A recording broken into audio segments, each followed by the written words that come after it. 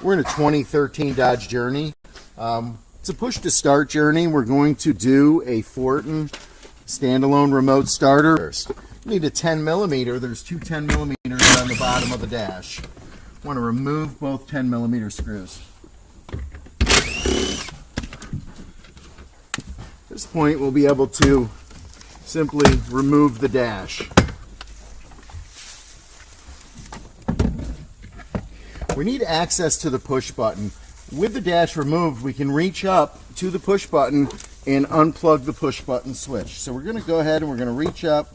We're going to feel around, feel the clip, which is in the front of the plug. Press the clip, the release clip, and pull down on the plug. And we have the plug right here to the push button.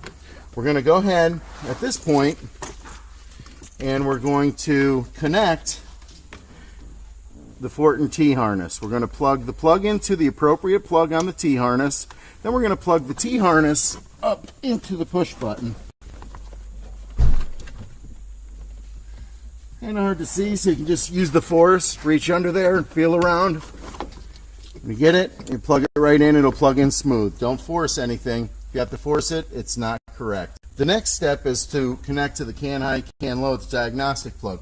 We're going to use a screwdriver or a trim tool to push each tab on the side of the diagnostic plug, and we're going to remove the diagnostic plug from its holder. This will allow easier access to the wires. Just going to pick it up here, and we're going to install our diagnostic plug T-harness. We're going to snap the end of our diagnostic T-harness into the bracket we remove the vehicle's diagnostic plug from.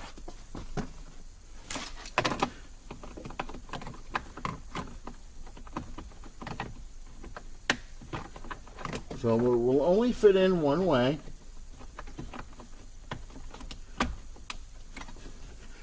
We're going to plug the vehicle's diagnostic plug into the other end of our T-harness diagnostic plug. We're going to be making a connection to the parking lights as well. We're going to connect our green with red wire from the Evo All to the brown with the white at the parking light switch. So we're going to reach behind the parking light switch and just push out so we can get to the harness. We're then going to unplug the light switch. We're going to locate the brown wire with a white stripe, and we're going to go ahead and we're going to use our tap and make a connection here for our parking lights. To make a parking light connection at the headlight switch plug, we're going to go ahead and just strip back a teeny bit of this tape. Be careful not to cut the wires.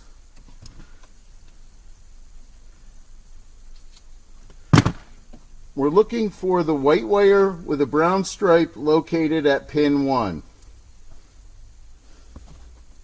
We're going to use a posi tap connector to make this connection. We're going to unscrew the connector. We're going to have a piece with a groove and a piece with a needle. We're going to put the piece with the groove around the wire. We're going to take the piece with the needle and we're going to screw it back onto the tap. The needle is going to pierce the wire, providing a connection point. We don't want to over crank the taps, just bring it down to the wire, and we're going to loosen the collar on the end of the tap. We're going to unband our parking light wire on our kit. We're going to strip about 1/8 to 1/4 inch of insulation from the wire, and we're going to push the conductors into the posi tap. We're going to push it in. You'll feel it bottom out. Push it in more. It'll go down in deeper. Tighten the collar. Our parking light connection is done. The parking light connection has been made. Keep in mind, in order for the parking lights to function, the switch must be plugged back in. On the journey, to begin the pairing procedure, we'll need to have one key fob in the vehicle. As a rule of thumb, keep the second key fob away from the vehicle, not in the vehicle. We're going to locate our T-harness ends from the harness that we plugged into the ignition switch. We're going to be dealing with the 4-pin data plug first. we're going to have our module. On the top of the module, there is a program button. We're going to hold this program button down while we plug in the 4-pin plug to our module. The lights on the front are going to begin to cycle. The first light that's going to light is a blue light. We're going to want to release the button when we see the blue light.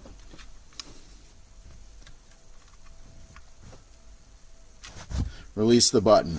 And I'll show you what will happen if we don't release the button in time. And if you don't, you can unplug the 4-pin and repeat this procedure. So I'm going to plug in, and like I said, the lights will begin to cycle. We're going to want to release on solid blue. So we released on blue. We're going to plug the remaining connectors in. We're going to start with the 20-pin. Then on the back side, we're going to plug in the red plug. Now we're going to plug in the white plug that we've run over to the CAN bus connectors, and we're going to plug that plug into the white port on the back of the module. Make sure that when you're plugging in the remaining connectors that you do not accidentally press this button while plugging in the plugs. That will affect the programming of the device. Okay, so at this point we want to have a key fob in the vehicle, and again, the other key fob away from the vehicle. So we're going to push the start button 2 times to turn on the ignition. We're not going to hold the brake pedal. 1, 2. We do this, the ignition to the vehicle is going to turn on. We're now going to press and release the program button. The blue light will go out. The blue and the red will come back on and flash rapidly. Now at this point, we're going to push the start button 1 time to shut the ignition to the vehicle off. The lights will continue to flash. We're going to press the unlock button on the OEM fob. When we do this, the lights will change. The yellow light will turn on. Now at this point, we're going to leave the module the way it is with the yellow light on, the vehicle's ignition's off. Now we're going to remove the battery from the key fob. In order to do that, we're going to slide the key out. We're going to take a screwdriver, and if you look closely, try to give you some light, there's a big groove right here. Not the groove that the key slides into, but this groove here. We're going to insert a screwdriver and turn it to pry the fob case open. Okay, so I'm going to use this mammoth screwdriver because the wider the blade, the less chance there is to mar it up. So I'm going to just put the screwdriver in the groove and turn it. It's going to pop the case open. And if you look, we did not make any marks because we used a nice wide screwdriver. So we're going to go ahead, we're going to open the case, and we're going to have the battery removed when we open the case. So we're going to go ahead and we're going to set this aside. It appears to be some kind of dielectric grease on there. We don't want that to get all over, so we're going to set that over there. Okay, so now we're going to continue on with the programming, being very careful not to touch these electronic components. We don't want to damage them. Okay, so I've repositioned the tablet so you can see exactly what I'm doing here with the push to start button and the fob with no battery. So I'm going to place the fob with the coil side right here, this side, against the button. I'm going to turn the button on actually using the tip of the fob. I'm going to push it 2 times. Watch the lights on the module. So we want to keep this here the whole time. So we're going to push it 2 times, once, twice. The yellow light will go off, the red light will come on. We're going to go ahead and we're going to push the button 1 time again to turn the ignition back off. We're going to wait a second.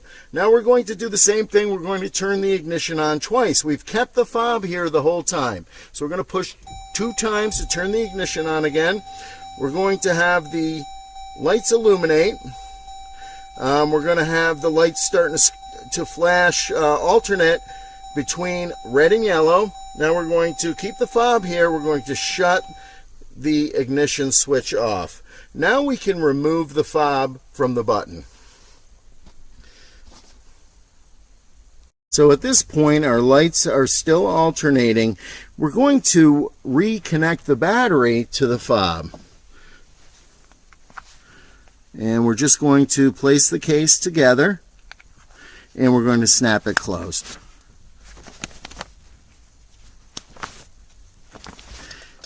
And the case will close.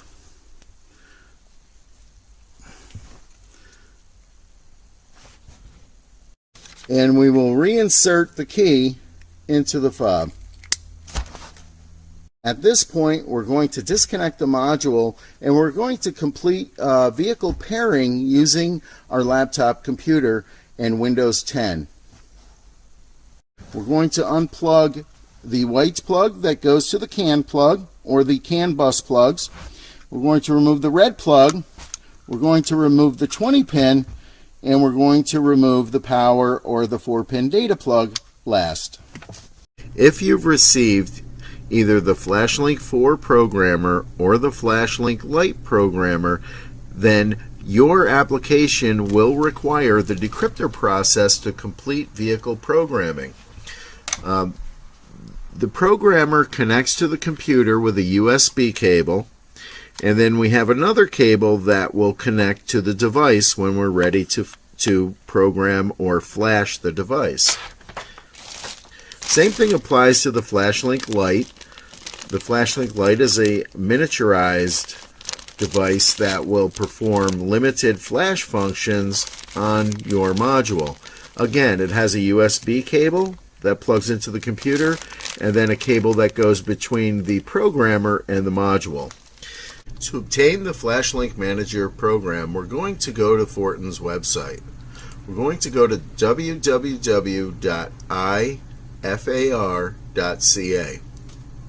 We're going to select the Software tab. We're going to click the Download link. Going to click the Download Now link, agree to the end user license, and we will open the setup. We're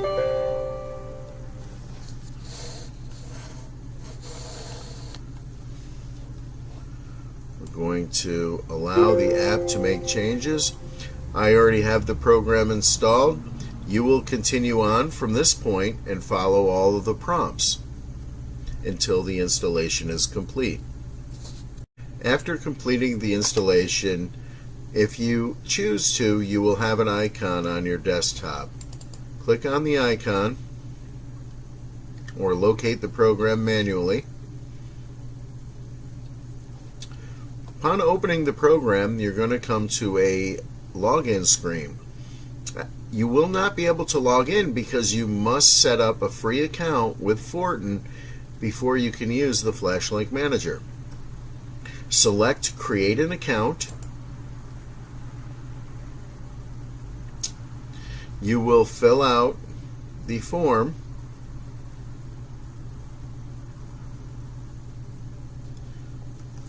This is the Create Account screen. A couple things that people were having issues with on this form is the business name. Right here where it says business name. You can put any business name in here, but it is a required field. It will also ask you for a website. You can put any website in here, but it is a required field. So if you don't have anything in this entry, you cannot submit the form. So just put any business name, any website you'd like. If you have a website, great, put yours in there. If you don't have a website or a business name, you can use anything you want. You can use WarmCarNow, and you can use the WarmCar website, www.warmcarnow.com. Click Save and continue on with the installation. After submitting the form, you will receive a confirmation email from Fortin. You must respond to this email. If you do not respond to the email, you will not be able to log into the program. So now we're going to plug in our module. So we're going to use the FlashLink 4. So we plugged in our module. So the program is loaded, the module is connected, and the program is looking at the module. It's going to start you off in what's called wizard mode.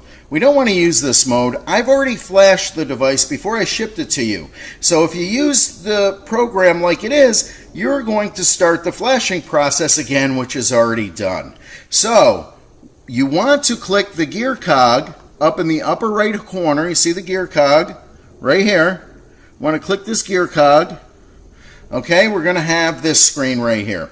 I like to leave it at 90% so that you can see what's going on. If you make it too big, you have to scroll around. Make it too small, guys with bad eyes aren't going to be able to see it.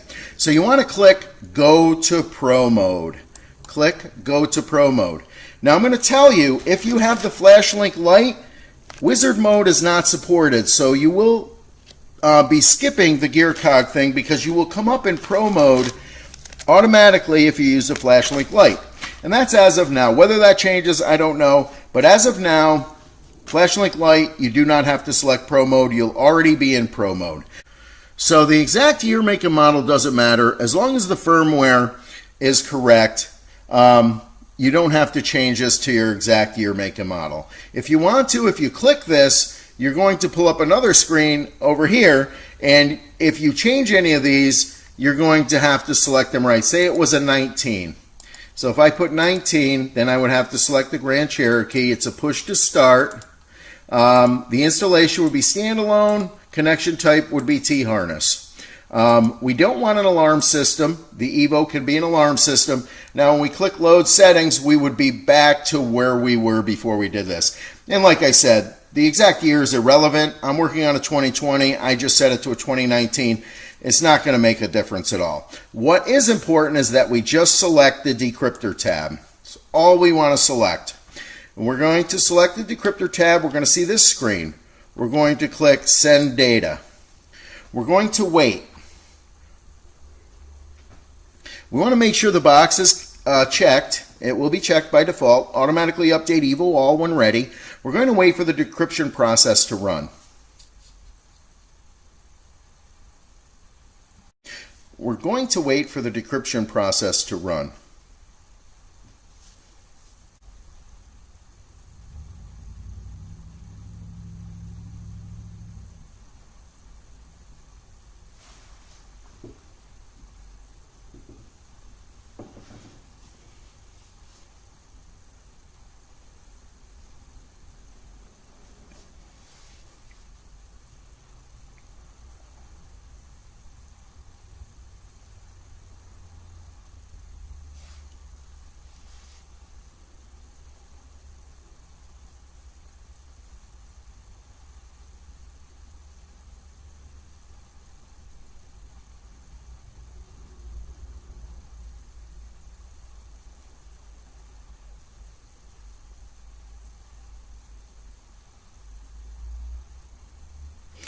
The decryptor process took 2 minutes and 45 seconds.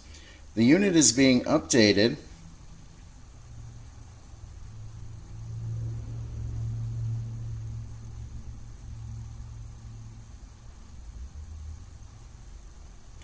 Okay, the screen has indicated that the decryptor process has finished and the module is ready to be reinstalled in the vehicle.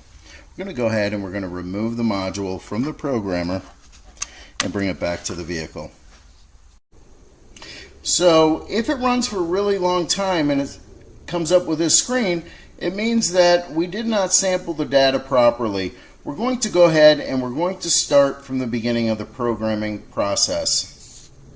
Now keep in mind, decryptions are limited, so we don't want to repeat this process over and over. If you have to make a second attempt, before you make the attempt, this is what you want to do. You want to hold the programming button down. You want to plug in the 4-pin plug. This time we're going to release on solid red. We have a solid red light. We've released the button. We're now going to press and hold the button down. The red light will go out. We're going to release the button when any lights come back on. We're going to have the device LEDs cycle through the colors and go out. This is a reset, and we can now start the programming procedure from the beginning. We're back in our vehicle. We're going to reconnect our module. We're not going to press the button down. We're just going to plug the module in. We're going to start with the 4-pin data plug. We're going to plug in the 20-pin plug. We're going to plug in the red plug, and we're going to be careful not to forget about the white plug. And we're able to start the vehicle by pressing the lock button 3 times on the OEM remote.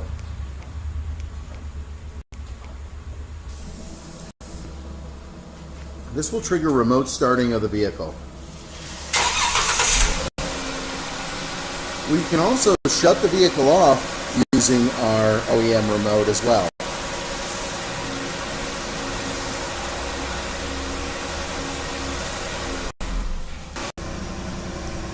To unlock the vehicle, simply walk up to it and unlock it with the OEM remote. Open the door, get in the vehicle, step on the brake, and drive away.